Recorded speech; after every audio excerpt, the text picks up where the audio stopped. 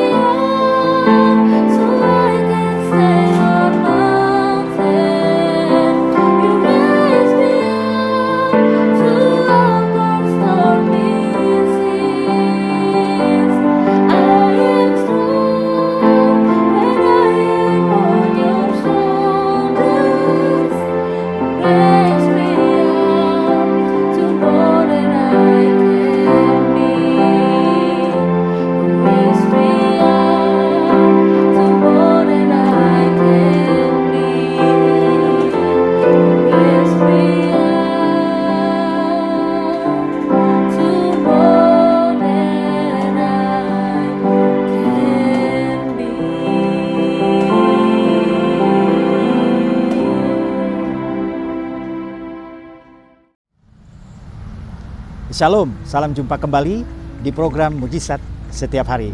Senang berjumpa dengan Bapak Ibu Saudara yang menonton video ini. Saudara, hari ini saya ada di daerah namanya Cilengsi, Kabupaten Bogor, Provinsi Jawa Barat. Dari Cilengsi, saya ingin sharing firman Tuhan buat saudara semua. Judul firman-Nya hari ini adalah Jangan Pernah Menyerah. Bacanya dari Filipi 4 ayat yang ke-13. Segala perkara dapat kutanggung di dalam Dia yang memberi kekuatan kepadaku. Puji Tuhan. Saudara-saudara, sikap atau sifat mudah menyerah, patah semangat, putus asa tidak boleh dimiliki oleh setiap orang yang ingin sukses dan berhasil. Mengapa? Karena sifat demikian adalah hambatan yang paling besar. Orang-orang yang berhasil itu pada mulanya mungkin tidak memiliki apa-apa, sederhana, bahkan mungkin hidupnya miskin. Namun, satu hal yang sangat menarik dalam diri mereka adalah sikap tidak pernah menyerah karena kesukaran, karena kegagalan yang mereka alami. Saudara-saudara, kehebatan seseorang tidak terletak pada sikap mereka dalam menghadapi hal-hal yang baik, tetapi pada saat mereka menghadapi hal-hal yang buruk serta kegagalan yang melanda mereka. Sikap tidak menyerah ada pada kita kalau kita sadar bahwa Tuhan Yesus Kristus dengan kuasa-Nya pasti akan menolong kita. Beberapa hal di berikut ini yang diajarkan Alkitab untuk kita tidak menyerah dalam menghadapi apapun. Yang pertama, jangan andalkan diri sendiri. Yohanes 15 ayat 5 berkata, Akulah pokok anggur dan kamulah ranting-rantingnya. Barang siapa tinggal di dalam aku dan aku di dalam dia, ia berbuah banyak.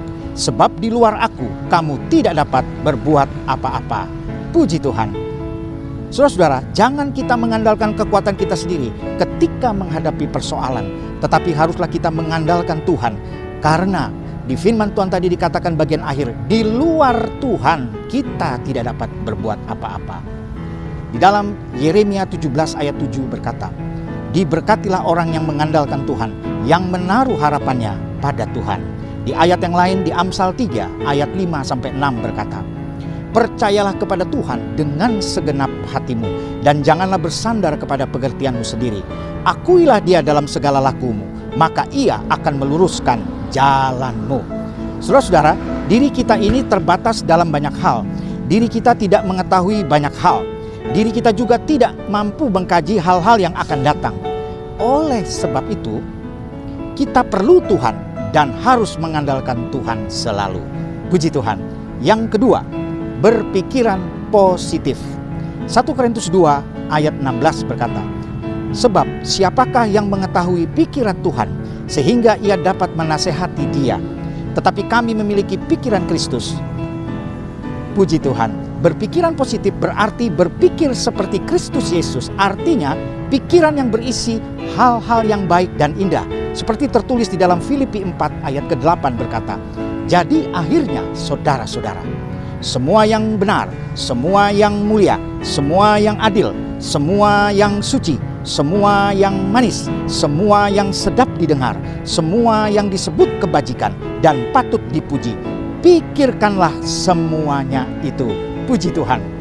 Saudara, berpikiran positif juga bertujuan untuk kepentingan Tuhan dan bukan hanya kepentingan diri kita sendiri.